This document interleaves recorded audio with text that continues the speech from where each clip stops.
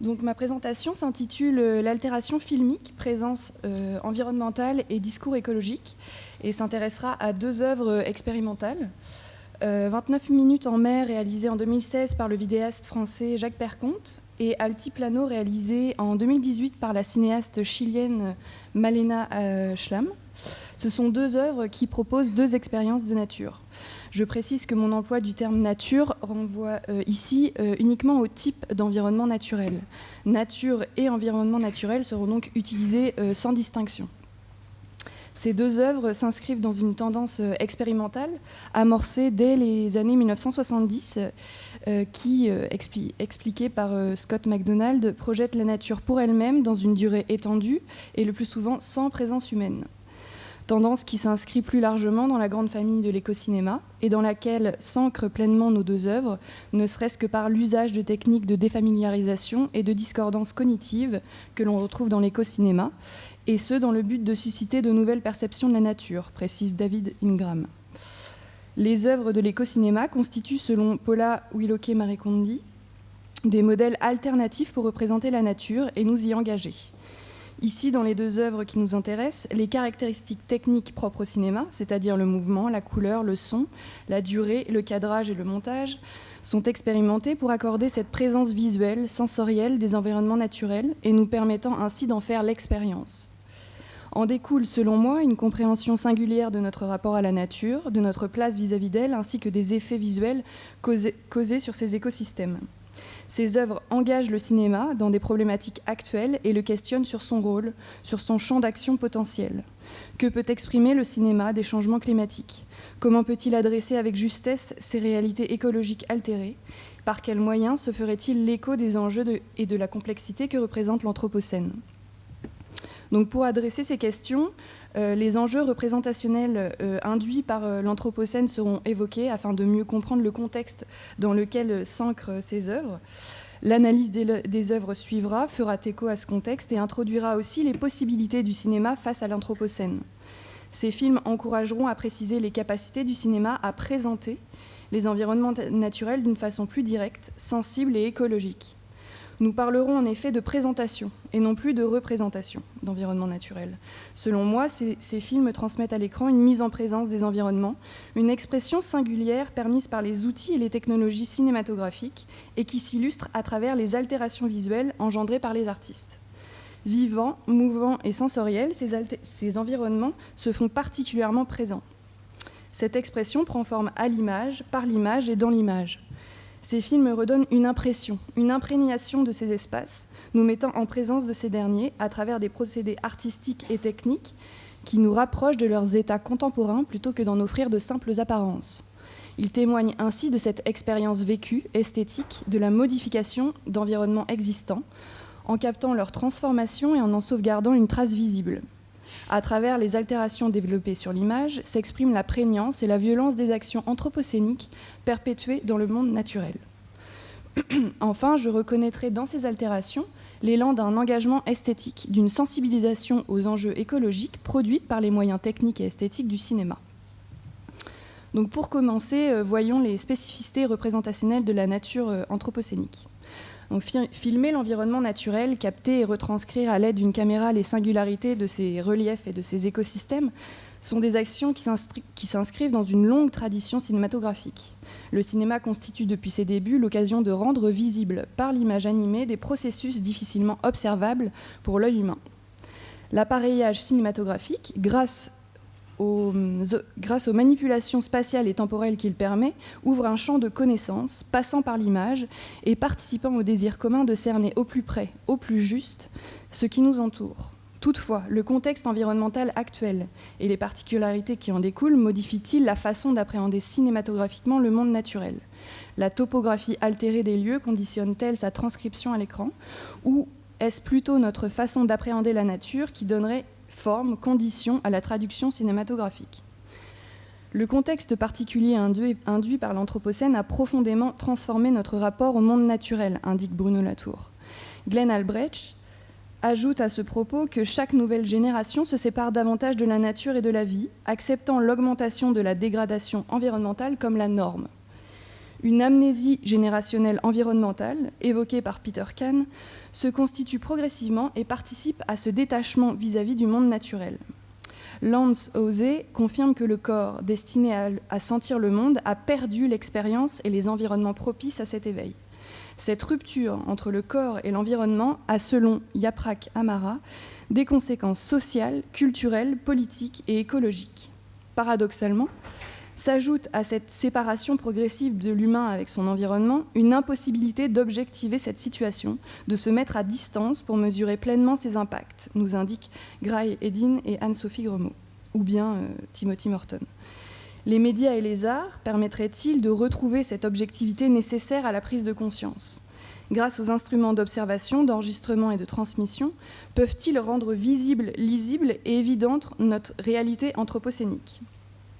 L'Anthropocène représente assurément certains nouveaux enjeux pour les pratiques artistiques et médiatiques.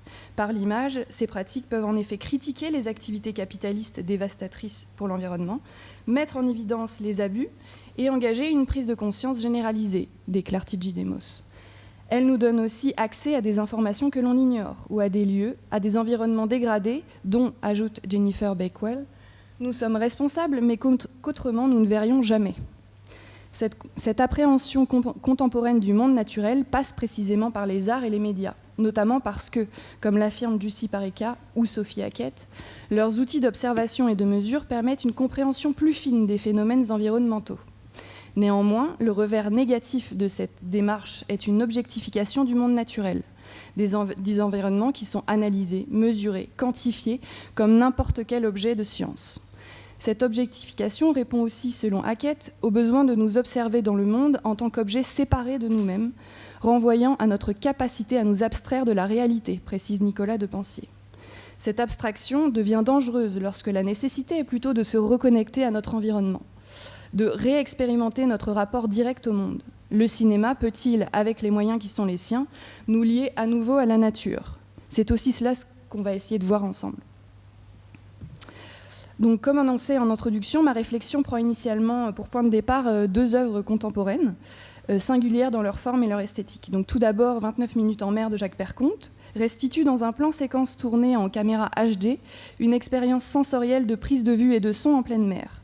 Dans cette vidéo, et comme dans la majorité de son travail, Perconte expérimente les effets potentiels de l'image numérique à travers une pratique minutieuse et artisanale de compression-décompression. Ces jeux de compression-décompression lui permettent de générer de nouvelles images, d'atteindre de nouvelles formes d'images, par l'altération de leur visibilité et de leur lisibilité première. En amont de ce travail de manipulation, la captation et l'enregistrement de l'environnement choisi sont primordiaux et constituent les premiers matériaux visuels et sonores de création de Perconte, ceux qui lui permettront de façonner ses vidéos. Pour 29 minutes en mer, le vidéaste est intéressé à la Manche. Comme l'ensemble des océans, la Manche connaît de multiples bouleversements environnementaux. L'eutrophisation, c'est-à-dire l'augmentation du taux de nutriments dans l'eau, la surpêche, le réchauffement général de l'eau, enclenché dans les années 1980, la présence nouvelle d'espèces invasives, la pollution des littoraux et des fonds marins, la montée de la mer et l'érosion des côtes. Dans ce contexte environnemental, je soulève la corrélation possible entre ces enjeux écologiques et la pratique de déconstruction-reconstruction d'images de Perconte. Est-ce qu'on peut voir dans ces altérations visuelles une expression potentielle de ces altérations écologiques et donc une présentation environnementale ou écologique de ces espaces ? Sans répondre frontalement, je vous propose qu'on s'attarde au contenu de la vidéo qui offrira peut-être certaines pistes. Alors la bande sonore est le premier élément présent lorsque l'on visionne cette vidéo. Elle mêle le son de la mer à celui bien plus prégnant du vent, qui s'avère d'ailleurs omniprésent, imposant et créant une ambiance lourde, basse et régulière. Ces sons apparaissent quelque peu étouffés, saturés et pleins. S'ajoute à ces sonorités naturelles un bruit mécanique, régulier, persistant tout au long de la vidéo et rythmant à sa façon le défilement de l'œuvre. L'image, quant à elle, s'ouvrant sur un fondu au noir, est ralentie. On comprend à ce moment que le son, qui n'apparaît pas modifié, sera le seul élément qui nous raccordera mimétiquement à la réalité enregistrée. L'eau semble y perdre sa fluidité, sa légèreté, devenant lourde, massive, paraissant presque gélifiée. À cet instant, les altérations n'apparaissent pas clairement, mais une fois leur présence plus distincte, survient l'impression d'identifier plusieurs couches dans l'image, la stratifiant et lui conférant une profondeur singulière. Cette stratification en couches de l'image contrebalance ainsi l'absence d'horizon qui est provoquée par le cadrage unique sur la mer. La profondeur initiale et traditionnelle de l'image, c'est-à-dire premier plan, second plan, arrière-plan, se délocalise et se recrée au sein de la mer elle-même, annulant de la même façon le caractère habituellement surfacique des plans marins. Cette profondeur regagnée alterne et parfois cohabite avec des aplats colorés, construits par la présence insistante de certaines altérations dans l'image. La manifestation de ces altérations se constitue par la couleur. Par ces variations d'intensité et ces différentes nuances, la couleur rend visibles les évolutions de ces manipulations plastiques, ou plutôt ce sont les compressions-décompressions effectuées par paire compte qui font ressortir et surgir des zones de couleur. En ce sens, la couleur est comprise comme vecteur ou facteur de transformation. L'apparition et la disparition des couleurs, par moment et par zone, fonctionnent comme des micro-événements, furtifs mais récurrents. Le travail sur la couleur s'élabore également à travers le mouvement, second vecteur de transformation de l'image, à la fois le mouvement de la mer et le mouvement interne à l'image induit par les altérations. Le vent, apportant déjà une ambiance sonore prégnante, joue aussi un rôle prépondérant dans ce mouvement général, conditionne les évolutions colorées. Il ballotte et balance l'image, comme la mer. Les altérations visuelles se transforment selon un rythme similaire au mouvement incessant qui secoue la mer. Les mouvements colorés répondent à ceux naturels de la mer enregistrée. Ainsi, différents rythmes se croisent et se font écho ici. Celui de la mer, initialement capté et extérieur à l'image, celui ralenti de l'image diffusée et celui interne à l'image qui est ajouté par les altérations. Un épisode se détache de l'ensemble de l'œuvre et manifeste de façon plus symptomatique les observations anthropocéniques listées précédemment. Une teinte rosée commence à apparaître progressivement dans l'image, d'abord par touches discrètes qui vont ensuite se développer, se propager dans l'image. Dans leur mouvement d'infiltration dans l'image, ces mêmes touches vont se parer de teintes plus affirmées, allant d'un rouge vif à un bordeaux. Cette présence rouge contraste largement avec la palette générale de teintes froides de la vidéo, se faisant ainsi d'autant plus remarquée. Le rouge précipite cette transformation et devient plus prégnant, vif, voire viscéral. La texture épaisse conférée à ce rouge rappelle celle du sang et tranche avec le reste du milieu marin. Le rouge se fait sang et se disperse dans l'eau. Le rouge traverse littéralement l'image en profondeur et en largeur, s'étalant par nuées d'un bout à l'autre de l'écran. Plus particulièrement dans cet épisode, le geste d'altération de l'image renforce la corrélation possible entre altération écologique et visuelle. Donc, second film nourrissant notre réflexion ici, Altiplano de Malena Schlam propose un contenu et une esthétique différents. Ce film, réalisé en 16 mm et gonflé ensuite en 35 mm pour la projection, développe durant une quinzaine de minutes des surimpressions multiples entremêlant des plans de différentes échelles. Ces plans cadrent des lieux captés et observés par la cinéaste, à savoir ici la région d'Altiplano, nichée dans la cordillère des Andes. S'étendant entre l'Argentine, la Bolivie et le Chili et le Pérou, ici, seules les zones de l'Argentine et du Chili sont enregistrées. Déserts, canyons, territoires volcaniques, lacs et salines à perte de vue déterminent la diversité de ce lieu. Les gros plans ou plans moyens soulignent d'ailleurs certaines particularités géographiques ou biologiques de cet environnement. Ici, la bande sonore joue aussi un rôle capital, puisqu'elle confère une atmosphère singulière, étrange, voire inquiétante. Plusieurs sons se mêlent de façon intermittente selon les plans projetés à l'écran. Un son de vent, un son mécanique, un son d'une désagrégation de quelque chose d'organique qui se délite, qui bout, qui s'échauffe ou qui se consume. S'en dégage l'impression de voir évoluer ou planer une menace invisible ou difficilement saisissable. Cette accumulation sonore dialogue avec celle des plans majoritairement fixes que nous visionnons à l'écran. Une cacophonie, sonore et visuelle, en découle à certains moments. Un travail sur la couleur est également développé dans ce film. Des ajouts de couleurs saturent un grand nombre de plans, ajoutant une certaine étrangeté au lieu capté. Nous retrouvons aussi des plans en négatif, donnant l'impression de scanner la surface du lieu, dépassant ainsi les apparences et la plasticité initiale de ces paysages. L'ensemble de ces éléments, dans un foisonnement et un bouillonnement qui rappellent celui des sols que l'on observe, tente à documenter cet environnement, à rendre visibles des anomalies potentielles ou à témoigner d'une inquiétude ressentie. Par cette accumulation presque abrasive, une certaine instabilité ressort, démontrant peut-être les déstabilisations que subit cet environnement. En effet, ici aussi, l'environnement choisi n'apparaît pas anodin. La région de l'Altiplano est connue notamment pour l'extraction de ses ressources minières, l'or, l'argent, le plomb, le zinc, le cuivre, le lithium et le borax, qui altèrent profondément ces paysages. Et directement liée à ces activités, elle était également connue pour la disparition d'un de ses plus grands lacs, le lac Popo, dès 2015. La frénésie des images ainsi que l'inquiétude et l'étrangeté diffusée par la bande sonore exprimeraient-elles ces bouleversements environnementaux ? Les altérations filmiques traduiraient-elles ces modifications écologiques durables ? En visionnant ces 2 œuvres expérimentales de nature, dans lesquelles l'altération filmique tient une place centrale, la question d'un lien potentiel avec le contexte actuel anthropocénique s'impose rapidement et légitimement. À travers l'analyse de ces films ainsi que de leur esthétique, on peut en effet difficilement mettre à l'écart l'état environnemental des lieux qui y sont captés. Que ce soit une volonté affirmée ou non des artistes, il me paraît pertinent de mettre en résonance ces 2 aspects afin de questionner la capacité du cinéma à exprimer avec ses moyens propres ces réalités environnementales altérées. Bien que l'industrie du cinéma ne soit pas déconnectée de l'univers capitaliste qui nous a menés jusqu'à l'Anthropocène, voyons maintenant quels sont les principes expressifs du cinéma employés ici dans les œuvres et qui permettent cette présentation du monde naturel. Le cinéma parvient à examiner le monde, faculté qu'André Bazin comprend comme une qualité vitale du cinéma. Cette qualité vitale, je la rapprocherai de la théorie d'Adrian Ivakhiv qui décrit la capacité géomorphique du cinéma par la production de mondes matériels territorialisés et sa capacité biomorphique par la production de mondes peuplés de formes animées. Ces 2 facultés, dont les liens avec l'environnement apparaissent évidents, rendent le cinéma habile et compétent à exprimer des espaces naturels. La capacité géomorphique du cinéma n'est pas sans rappeler la puissance mésographique de celui-ci, théorisée par Benjamin Thomas, c'est-à-dire sa disposition à créer, à dessiner des milieux. Toutes ces caractéristiques rendent possible la captation et la traduction d'espaces naturels, de réalités environnementales ou de phénomènes écologiques. Mais filmer le monde naturel aujourd'hui revient aussi à y saisir l'influence et la trace humaine, la modification durable et visible des espaces naturels. Nos 2 œuvres de nature tentent de façon spécifique et avec les moyens propres à leur médium de restaurer une expérience médiatique plus proche des enjeux écologiques actuels.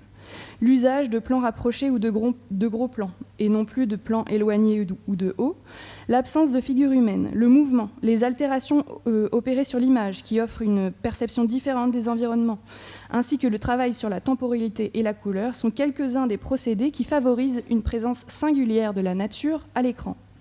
Ces films nous situent dans une expérience plus holistique des espaces et nous y engagent plus directement. Ces caractéristiques offrent un rapport dynamique et sensoriel, vivant, des environnements captés. Cette ouverture vers le monde naturel présente, plutôt que représente, des environnements altérés par l'humanité. Cette mise en présence des espaces naturels se révèle plus spécifiquement, selon moi, grâce aux altérations visuelles. La maîtrise des outils et des singularités techniques esthétiques propres au médium employé, et soulignée ici par les altérations, permet d'interférer autant dans l'image que sur la réception spectatorielle. Cette interférence donne lieu à une expression sensible, plus environnementale de ces espaces naturels. Mais comment l'altération favorise-t-elle cette expressivité naturelle ? Tout d'abord, l'altération agit par déplacement. Parce qu'elle bouge la représentation, l'image ordonnée et fixée dans sa structure, dans sa réalité initiale, celle de la captation et de l'enregistrement, l'altération ouvre de l'espace dans et par l'image. Elle prédispose l'image à un écart, un intervalle, une ouverture, à partir desquels se déploie et se propage de l'espace supplémentaire. À ce déplacement matériel, physique, concret, des formes constitutives de l'image, répond un déplacement esthétique, sensoriel, émotionnel, engendré auprès du public. En bousculant, en dérangeant la structure et l'ordre interne de l'image, l'altération provoque une activité similaire au niveau de la réception. Elle l'affecte et y provoque un changement d'état. L'altération, nous dit Jean-Pierre Zarader, est l'autre en tant qu'il nous entame, qu'il nous modifie, qu'il nous change, peut-être même qu'il nous abîme. À la fois geste et effet plastique, l'altération agit sur notre rapport esthétique et sensible à l'image. Une ouverture et une modification du regard en découlent et sont induites, selon Lucia Angelino, par les mouvements et les gestes qui se trouvent dans l'image et qui la chargent d'une énergie et d'une tension dynamique, levant le potentiel de la sensibilité et de la mémoire spectatorielle. L'altération amplifie, rend visible cette activité de l'image et permet ainsi, toujours selon Angelino, d'ouvrir une brèche dans les prévisions, les attentes et les stéréotypes de notre pensée, en rapprochant, écartant ou confrontant les images et nos hypothèses sur les images. Cette brèche par l'image engage le regard et la pensée vers une conception différente de la réalité. Travaillant à la fois la couleur et le mouvement, qui est, pour Angelino, la manière la plus profonde d'entrer en contact avec la réalité au moment où elle nous affecte, les altérations développées dans les œuvres ici remettent en question les pratiques cinématographiques de la nature.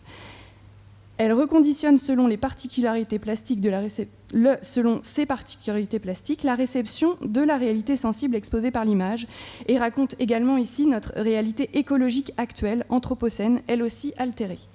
Elle mobilise alors le public et l'invite à une appréhension écologique des espaces filmés grâce à l'appareillage et la technique cinématographique. Elle témoigne ainsi de la capacité du cinéma à rendre visibles des réalités environnementales actuelles. Le basculement dans l'image raconte alors celui que connaissent les écosystèmes qui sont filmés ici. Les altérations instaurent ce que Scott McDonald nomme une sensibilité écocentrique. Sensibilité qui redéfinit, selon moi, notre conception contemporaine de la nature à partir de laquelle prennent forme notre considération et notre action vis-à-vis d'elle. Elles permettent d'expérimenter d'un peu plus près l'atmosphère anthropocénique et pallierait d'une certaine façon l'extinction de notre expérience directe avec le monde naturel, théorisée par Peter Kahn et ses collègues. Cette sensibilité, permise par l'altération, s'explicite aussi par son travail sur les surfaces filmiques, développant différentes textures. L'intérêt de ces œuvres pour la surface, la matière, la texture de l'image et des environnements captés convoque une exploration écocentrique. En effet, investir la surface du film évoque une sensibilité générale aux surfaces du monde naturel, l'eau, l'air, le sol, inhérente à notre compréhension du monde. Séparant le milieu des substances de l'environnement, nous dit James G. Gibson, les surfaces s'avèrent essentielles dans notre appréhension globale du monde naturel. Ainsi, s'attarder aux surfaces par un travail de manipulation sur les textures filmiques redit leur primordialité tout en ouvrant à une expérience médiatisée plus écocentrique. Ouh là là. On retrouve dans ces deux créations la possibilité d'interpeller par des moyens techniques et esthétiques de susciter des réactions pour contourner notre amnésie générationnelle, environnementale et rendre compte de ce qui, en réalité, est de l'ordre de l'extraordinaire. Les gestes d'altération requestionnent précisément ce passage des états altérés du monde naturel dans l'ordinaire, c'est-à-dire vécu comme ordinaire. Ces gestes soulignent l'état de confusion du monde ainsi que notre confusion face à lui. L'expérience des citoyens se dégrade en effet au même rythme que le sont ces espaces anthropocéniques. La corrélation directe entre altération environnementale et altération émotionnelle, mentale, se dessine pleinement et est rendue visible dans ces œuvres. Celles-ci racontent alors certains nouveaux sentiments qui naissent face à cette nature détériorée. Retenons notamment, grâce à Glenn Albrecht, le tiratrauma, une émotion aiguë qui affecte une personne au moment où elle est témoin d'un changement environnemental négatif soudain, et la solastalgie, qu'il définit comme une émotion chronique, située et douloureuse, éprouvée face à un changement environnemental négativement perçu. Albrecht ajoute que cette détresse humaine, causée par la détresse du lieu, est induite par l'absence continue de consolation et par le sentiment de désolation provoqué par l'état actuel de son environnement. Il résume ainsi « La perte du lieu amène à la perte du sentiment d'appartenance au lieu ». Ce lien fondamental et concret entre altération environnementale et émotionnelle consolide notre lecture des films. Les manipulations techniques engendrées sur les supports filmiques expriment la modification de notre expérience et de nos sentiments, vécus face à ces dégradations continues aggravantes. En usant du potentiel expressif du cinéma, les artistes parviennent à présenter sensiblement l'état actuel du monde naturel. Cette mise en présence retranscrit une atmosphère, une ambiance de l'ordre de l'étrange, de la menace planante, de l'inquiétude. Elle signifie l'existence et la progression d'une anomalie, d'une affectation profonde et latente. Le changement d'état de l'image relate le nôtre, sensoriel, émotionnel, vécu face à cette nature humanisée, dénaturée et détournée par les activités anthropocéniques. Pour conclure, l'esthétique développée par ces œuvres prend une dimension concrète et pratique à travers l'expression de réalités écologiques vécues et expérimentées dans notre contexte anthropocénique. Cette matérialisation concrète de l'expérience vécue permise par la technique cinématographique rappelle, comme nous le dit Amara, que l'esthétique constitue avant tout le support des interactions des composants d'un écosystème. L'esthétique se place ainsi au cœur même du concept d'écologie, en tant que lien entre les êtres et les choses, précise Amara, et constitue alors un levier efficient de sensibilisation et d'action. Dans cette activité, l'émotion joue un rôle central. Directement lié aux sensations corporelles, Antonio Damasio indique que l'émotion influence la cognition et conditionne notre relation au monde. En effet, en tant que matériel, elle influence par le biais du corps la réaction exprimée face à notre environnement et motive ainsi nos actions, précise Mick Smith et ses collègues. Elle permet ainsi de s'y connecter ou de s'en éloigner, disent-ils. Dans ce contexte, et étant donné le détachement de l'humanité opéré envers le monde naturel dans l'Anthropocène, l'esthétique devient une pratique écologique. L'engagement et l'action par l'esthétique, portée ici par les altérations, nous permettraient de revenir sur Terre, de réinvestir les espaces naturels dans une sensibilisation et une compréhension des processus écologiques, écosystémiques qui nous relient au monde naturel. Les altérations visuelles développées ici mobilisent et engagent esthétiquement le public dans les enjeux écologiques actuels. Elles nous replacent par les moyens propres supports filmiques dans l'expérience d'un bouleversement continu qui renvoie à celui des espaces filmés. L'altération en tant que geste déstructurant propose ainsi une alternative esthétique expérientielle pour contrebalancer le détachement émotionnel et l'amnésie environnementale caractéristique de notre époque. Merci de votre écoute.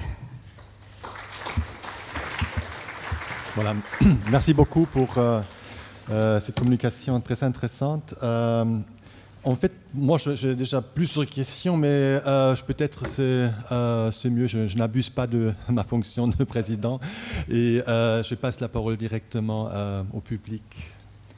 Voilà.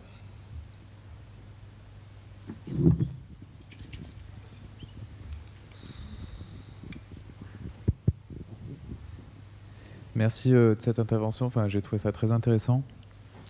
J'avais une question, est-ce qu'il y a aussi une dimension symbolique dans l'altération de s'attaquer à quelque chose de connu comme étant peut-être un symptôme justement de cet éloignement par rapport à la réalité, par rapport aux environnements qui est le numérique, quoi. Est-ce qu'il y a eu cette espèce d'altération symbolique de l'outil lui-même avec ce qu'il connote, quoi? Je dirais que non, parce que en tout cas, Perconte, qui est l'artiste ici qui utilise le numérique, n'a pas du tout cette vision. Enfin, il est très critique par rapport à l'industrie en fait technologique, mais son usage du numérique est plutôt pour en faire quelque chose de plus grand ou quelque chose d'autre en fait. Donc, je crois pas qu'il. D'ailleurs, son travail, il ne le voit pas comme une diminution en fait de quelque chose, mais plutôt justement pour essayer de révéler des possibilités qui ne sont pas forcément utilisées ou évidentes en fait la plupart du temps. D'accord, merci, ça répond très bien à ma question. Est-ce qu'il y a d'autres questions? Je vais peut-être en poser une. Enfin, peut-être de manière un peu polémique, j'ai énormément apprécié votre intervention. Est-ce qu'il n'y aurait pas quand même chez Perconte, enfin, alors pas forcément au sujet des œuvres que vous avez convoquées, quelque chose qui, alors, moi, me semble loin de ce que vous avez dit, qui est de l'ordre du formalisme? Oui. Ce qui le déporterait de votre analyse, quand même. Oui. Oui, c'est sûr. Il y a quelque chose du formalisme, effectivement, mais je pense même dans sa pratique, en fait, évidemment. Mais c'est ça. Enfin, je ne sais pas trop comment répondre à cette question. Mais en tout cas, Perconte, je pense, détourne aussi un peu les formes du numérique, essaie de les utiliser en fait pour créer autre chose et aussi pour faire comprendre autre chose sur la technologie, sur notre rapport à la technologie. Par contre, développe tout un discours par rapport à ça en fait, à quel point on est conditionné en fait et notre œil, notre sensibilité est conditionnée par les outils technologiques qu'on utilise. Donc oui, le formalisme, évidemment, c'est certain, parce que ça passe par là, en fait. En tout cas, ça passe par une sorte de déconstruction et de reconstruction des formes, en fait, par le mouvement et par la couleur. Mais après, je pense pas que ce soit son but premier. Ça ressort, mais c'est pas ça, c'est pas forcément ça qu'il cherche. C'est plutôt un ressenti personnel tout à fait. Que j'exprime. Oui. C'est légitime, ouais. Mm-hmm.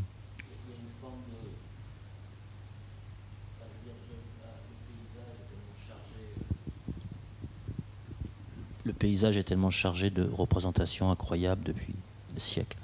Il y a une forme de, grâce à cet outil somme toute récent, de désidéaliser aussi le paysage, donc de nous retrouver face à une situation qui est assez peu confortable. Exactement. Oui, j'ai peut-être pas assez insisté sur ces aspects-là, mais ces films bousculent vraiment. Enfin, ils sont pas faits pour être confortables là, en général. C'est quand même fait pour nous confronter à quelque chose, même si au final... surtout chez Perconte, je pense. En tout cas, moi, j'ai toujours beaucoup de plaisir à regarder ces œuvres-là. Mais il y a quand même cette idée, oui, de nous déranger, en fait. En plus, avec l'expérience de la durée, oui. Parce que là, on a vu des images. Oui, alors c'est ça aussi, des images, évidemment, ça relate pas du tout la richesse de l'expérience. J'ai pas osé mettre d'extrait, mais parce que ce sont des films sonores, et donc parler sur des films sonores, c'est toujours un peu compliqué. Mais non, c'est vraiment, oui, il y a quelque chose, effectivement, dans la durée, et aussi dans l'évolution de ces altérations. Que je peux pas vous représenter là avec des images fixes, en fait. Il y a que le mouvement qui les rapporte. Mais... Au risque du mauvais goût, d'ailleurs, quelquefois. Quelquefois, ça se rapproche de représentations un peu kitsch, enfin, les superpositions, l'évolution des couleurs, enfin, la pixelisation aussi qui est plus ou moins visible. Oui, oui. Je ne sais pas comment répondre à ça. Moi, c'est juste une remarque. Oui. Moi, en tout cas, je le vois pas comme ça, mais je vois tout à fait ce que vous voulez dire. En fait, surtout dans le cas peut-être de Malena Schlam, ce sont des choses qu'on voit beaucoup en fait dans le cinéma expérimental, ces espèces de surimpression avec un travail sur la couleur. Mais dans son film particulièrement, c'est aussi le son, je pense, qui apporte beaucoup et qui donne une autre dimension aussi à ces images-là. Voilà, c'est encore une fois mais je vous invite si vous avez l'occasion, 29 minutes en mer est accessible sur le site de Perconte gratuitement, donc vous pouvez les regarder. Malena Schlam, c'est un peu plus compliqué, mais elle passe quand même dans plusieurs festivals, où je crois qu'elle est distribuée à Lightcon aussi à Paris, donc ça peut valoir le coup, parce que c'est vraiment une expérience particulière, peut-être plus par le son, en fait, ça se singularise peut-être plus par le son, effectivement, que par le travail des images. Voilà, merci. En fait, moi aussi, ma question concernait un peu la question de Daniel, donc ces soupçons de formalisme, parce qu'en fait, vous avez quand même évoqué certaines stratégies esthétiques comme justement superposition, altération de l'image, couleur, mouvement, plan rapproché, qui, vous l'avez dit vous-même, rappellent le cinéma expérimental. Et donc aussi le fait que vous avez beaucoup parlé de son, d'image, mais il semble, parce que j'avoue que je n'ai pas vu les films, qu'il n'y a pas de texte. Donc, et là aussi, on se pose la question jusqu'à quel point donc, la dimension critique est quelque chose qui est tout simplement projeté et ce n'est pas forcément explicite. Donc ce qui n'est pas, bon, je trouve que ce n'est pas un problème, mais évidemment, qui sent que l'expérience visuelle, émotionnelle, est finalement alors une expérience extrêmement subjective. Et donc le potentiel critique est peut-être un peu affaibli par cet accent qui est mis justement sur des critères formels plutôt finalement. Mais ce que j'ai trouvé extrêmement intéressant, c'est cette question de la transparence et l'opacité. Donc, parce que j'ai l'impression qu'il y a quand même ce double jeu de transparence et opacité au niveau formel, mais aussi au niveau du message d'une certaine manière. Donc la mer qui finalement, bon, c'est de l'eau, donc c'est transparent, mais en même temps avec tout ce qui se passe aujourd'hui, donc la pollution, surpêche, etc., ça devient un objet très très opaque. Et donc je me demande si, voilà, dans ces cas-là, c'était le premier film, donc chaque précompte, est-ce qu'il joue avec cette double opposition entre transparence et opacité? Alors, je vais commencer par répondre à votre premier point, justement sur... alors moi, je suis tout au contraire, en fait. Je trouve que justement, l'absence de texte, c'est ça la force et la richesse, en fait, de ces films-là. En tout cas, de mon expérience, moi, quand on me donne du texte, je trouve ça extrêmement cadrant et ça métrique, en fait, dans mon expérience. Je trouve ça beaucoup plus fort des films dans lesquels il n'y a pas de mots, en fait, qui est plaqué, où on peut se faire sa propre expérience. Et je pense que les films sont assez forts pour parler d'eux-mêmes, en fait. Effectivement, l'expérience, du coup, devient subjective et... alors, ce qui est intéressant, c'est qu'on va y trouver ce qu'on peut y trouver et ce qu'on veut y trouver. Mais au contraire, je pense que c'est justement cette absence de texte qui, pour moi, fait toute la différence, en fait. En tout cas, j'ai consommé beaucoup de cinéma expérimentaux et j'ai justement beaucoup de mal avec les films qui nous apportent des textes, qui nous apportent des citations, voilà, où on plaque, en fait, effectivement, une explication Voilà, donc moi je serais plutôt au contraire de vous, et justement il me faut en tout cas des œuvres comme ça pour arriver à en comprendre des choses en fait plus profondes. Je pense que vous m'avez mal compris, c'est pas que je suis contre ces genres Non, de non, films, non, mais c'est juste que oui. Dans les deux cas, ça dépend un peu comment c'est fait. Mais je pense pas en tout cas que ça enlève de la dimension critique en fait, au contraire. Au contraire, je suis pas d'accord, mais bon. Moi, je parle de mon expérience, en tout cas. D'accord. Pour moi, c'est plutôt l'inverse, en fait. Et donc, sur le deuxième point, sur la transparence et l'opacité, oui, je pense que Perconte joue sur ça, en fait. Il prend un élément qui est censé être extrêmement transparent, fluide, etc. Et dans son film, c'est au contraire quelque chose de très épais, de compact. On ne voit pas à travers. Et en même temps, il y a un jeu, comme je disais, de profondeur, en fait, dans l'image. Donc, oui, il joue beaucoup avec ça, avec cette...